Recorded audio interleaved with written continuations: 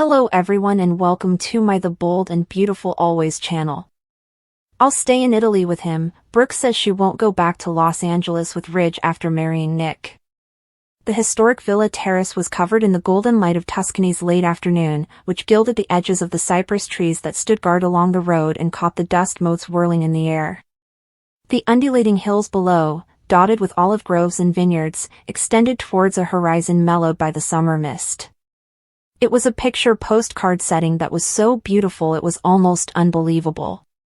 However, a storm of human emotion raged within this picturesque frame, focused on Brooke Logan, who stood between two men, two lives, and two irreconcilable futures like a trembling statue. Ridge Forrester had just given a proposal, but a velvet-wrapped ultimatum: marry him now and go back to Los Angeles, to Forrester Creations, to the elaborate, gilded cage of their shared history, their families, their wars, and their unquestionable, if always broken, connection. His sculpted face was etched with a powerful mixture of love, desperation, and the absolute conviction of his rightness. The weight of decades, the Logan Forrester story, the kids, the betrayals, the reconciliations, the inexorable pull that seemed to always bring them back together, no matter how spectacularly they fell apart, resonated in his passionate and convincing remarks. He saw LA as the only location where their complex love could genuinely find its foothold, promising protection amidst the usual volatility. He talked about stability, legacy, and finally getting it right. His compelling presence provided Brooke with the stable foundation of the familiar, despite its perilous nature, like an anchor tossed into the tumultuous waves of his life. And Nick Marone came next. He hadn't yet used words to communicate. He was a little distance away, and his own posture exuded a different type of intensity, cautious, patient, yet seething with a silent rage and a deep, agonizing vulnerability. The atmosphere Ridge had crafted had been shattered by his entrance like a bolt of lightning. Nick was more than simply a man. He stood for the unexpected, the unexplored area that Brooke had wandered into amid the undulating vineyards. He was tenderness that felt surprisingly simple, passion freed from decades of baggage, and a future freed from the confining dramas of the Forrester universe. Brooke had experienced a different type of air while in Italy with Nick. It was lighter, more liberated, and filled with the aroma of freshly baked earth and uncharted potential. He had provided refuge, understanding, and a love that seemed to ask simply for her presence rather than her adherence to a predetermined fate that had been written by others. Ridge's persuasive appeals were now powerfully countered by his silence. It spoke of faith in her choice, of a love strong enough to risk absolute ruin, of a life built on the present moment and the shared dream of a future fashioned by them, not dictated by the ghosts of Spectra fashions or boardroom disputes. His gaze was unwaveringly focused on Brooke, the woman he felt had discovered something genuine and priceless with him in the midst of Tuscan grandeur, and he was not ashamed of Ridge's presence. Only the distant chirp of cicadas and the frenzied hammering of Brooke's own heart against her ribs could break the thick and heavy silence that followed Ridge's passionate outburst. The magnetic pull of Ridge's world, the world of Eric, Stephanie, even in memory, Thorne, Taylor, her kids, the company she'd battled for, and the company she was a part of, was physically strained against the appeal of the simpler, sun-drenched existence Nick represented. In addition to being romantic, Ridge's proposal was a call to return to her true self as Brooke Logan Forrester, a role that was ingrained in her.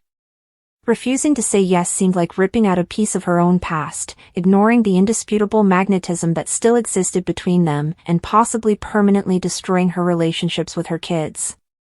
Ridge's will, the familiar comfort of the battlefield, and the weight of expectation all combined to create an almost overwhelming tidal that dragged her in the direction of the private plane that was surely waiting at the Florence airport.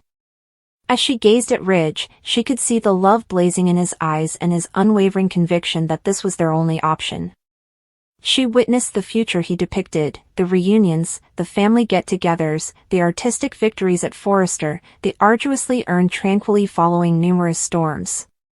In the complex, frequently agonizing tapestry they had created together, it was a potent vision, a siren song of belonging.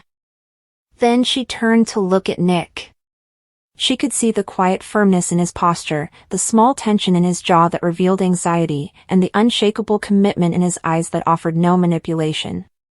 She recalled how his hand felt in hers as they strolled through Siena, how they laughed together over simple meals, and how a deep sense of calm had descended upon her since she had arrived in Italy, a calm she had been longing for despite the unrelenting chaos in Los Angeles.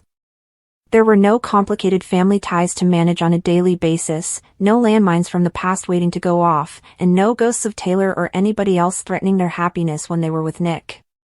They were the only ones. And the scales tipped permanently in that instant. The tranquility she had discovered was not a mirage, rather, it was the most profound reality she had understood in a long time. The freedom was breath after being drowned, not carelessness. Nick's love was a distinct, live tune that spoke to the woman she was now rather than just the one she had been defined as for decades. It wasn't a weaker echo of Ridge's love. Brooke turned completely to Ridge and took a quivering breath that seemed to come from the very center of her being. A sad clarity crystallized from the conflict in her eyes. "Ridge," she said in a startlingly steady voice that was tinged with deep sadness. She saw a glimmer of hope light up in his eyes, but it was immediately put out by the resolve stiffening in her own. "What we have, what we've always had, it's powerful. It's undeniable. It's woven into the fabric of my life. You know that. You are a part of me, a huge part." Ridge recoiled as though he had been hit, his assured stance starting to falter.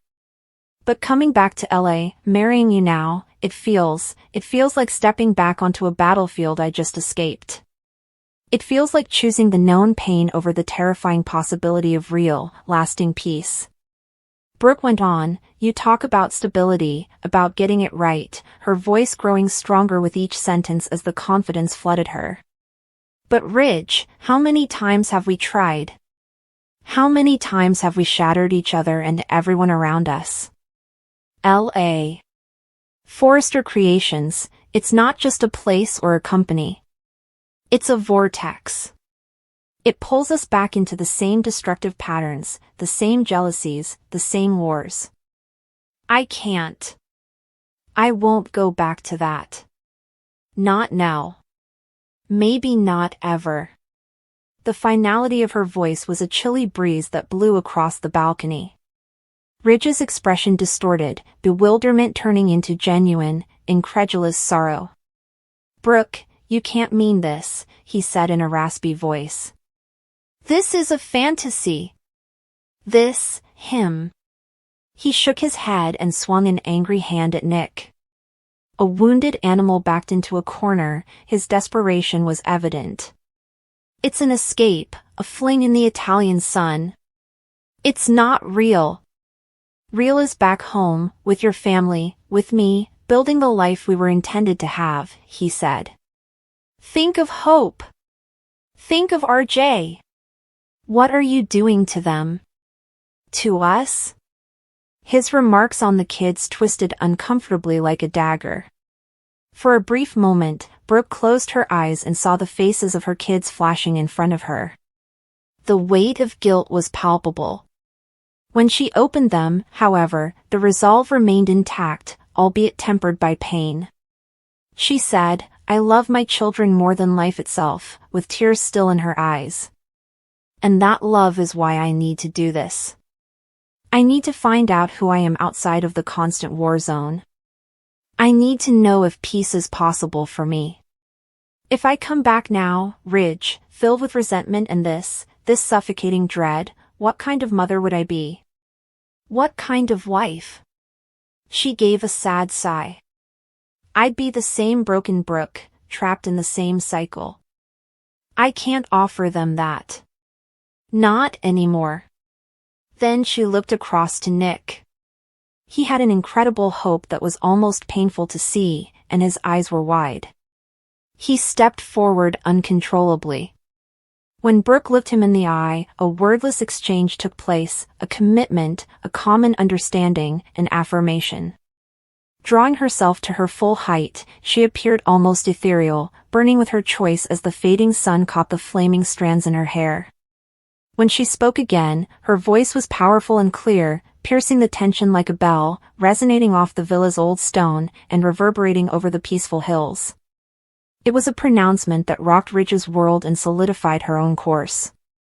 "I'll stay in Italy with him." The words were not merely said, they were cast, final, and irrevocable. They vibrated with finality as they hung in the golden air. She pointed to the terrace, the vista, the countryside, and the man next to her, saying, "I choose Nick. I choose this." She stepped decisively towards Nick, closing the physical distance that mirrored the emotional chasm now yawning between her and Ridge. "I choose the peace I've found here. I choose the love that doesn't demand I fit into a pre-existing mold forged in conflict. I choose a future we build together, on our own terms, away from the shadows of the past." With a tangible sense of solidarity and resistance, she slid her hand into Nick's and said, "And Ridge, I will marry him. My life, my real life, it's here now. With Nick. In Italy." It had disastrous effects on Ridge. He became ashen as the color drained from his face. Ridge Forrester, the self-assured father, the cunning manipulator, the unstoppable force of nature, appeared to physically contract. His shoulders drooped, the radiance in his eyes gone, replaced by a void of incredulous destruction. As though he were witnessing an unthinkable, hideous treachery, he gazed first at Brooke and then at their clasped hands. Under the weight of Brooke's 6 words, the world he had imagined, the victorious return, the rekindled marriage, the consolidation of their love and power at Forrester Creations, lay in ruins at his feet. Perhaps in protest, anger, or pleading, he opened his mouth, but no sound came out. He let out only a broken, strained breath. After Brooke made her announcement, there was a profound quiet that was tinged with the shock of her decision and the complete collapse of Ridge's hopes. He appeared less like a man and more like a ruin, a memorial to plans destroyed and love lost. Suddenly, the Tuscan beauty that surrounded them seemed harsh, a mocking background to his own doom. He staggered backward 1 step and stared at Brooke, looking for any hint of uncertainty or a weakness in her resolve. The last of his poise broke when he discovered none, only a somber but unshakable confidence. Ridge turned swiftly without saying another word, unable to stand to see Brooke tethered to Nick, emanating a commitment intended for him. His departure was not dignified, rather, it was the frantic, stumbling flight of a man escaping an intolerable reality, his footsteps resonating hollowly on the stone terrace before disappearing, leaving only the echo of his destruction and the tangible new reality. Brooke and Nick, united against the world he represented, bathed in the defiant glow of the setting Italian sun. As she watched him leave, a solitary tear finally found its way down Brooke's face, a tear for the past, for the suffering endured, but not for the decision. Feeling the thrilling, scary weight of her choice pressed down on her, she tightened her grip on Nick's palm, finding strength in his firm presence. She had favored desire with peace over passion, with unending suffering, the unknown over the known battle. Italy was her choice. Nick was her choice. At least for this chapter, the fight for Brooke Logan's heart was done, leaving Ridge by himself in the encroaching Tuscan dusk and Brooke poised on the brink of a completely, irrevocably altered life. Her rebellious rebirth took place on the terrace, which had previously been a possible altar for reconciliation. To everyone's surprise, Brooke picks Nick. It was the kind of moment that would ripple across every corner of Los Angeles, from the Forrester Mansion to Spencer Publications, from the cliffs of Malibu to the corridors of Forrester Creations, because when Brooke Logan made up her mind, the world had learned long ago to pay attention, but this time, no one, absolutely no one, expected this, not Ridge, not Taylor, not even Nick himself. And when the words came out of her mouth, as clear and defiant as the glint in her blue eyes, it was as if time itself stopped. "I choose Nick," she said, in front of the entire room at the Forrester family gathering, with champagne glasses frozen midair, jaws dropping, and Ridge's face draining of color as if someone had punched the breath out of him, because after everything, after all the years, the marriages, the betrayals, the reunions, the destiny speeches, the Brooke Ridge saga that had defined decades of family drama, Brooke Logan had just severed the cord and thrown everyone's expectations.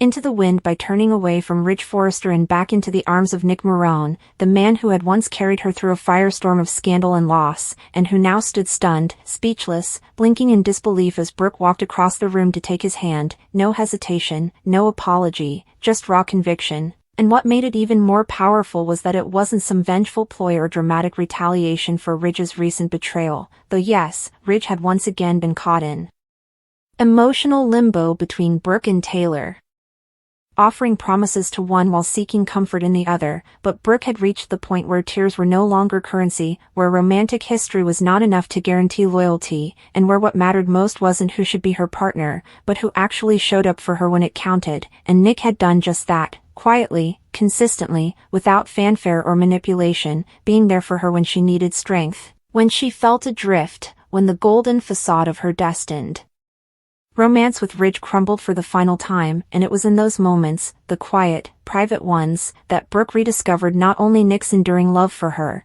but her own resilience, her worth, her voice. And now, standing before the stunned Forrester and Logan families, she wasn't afraid to use it.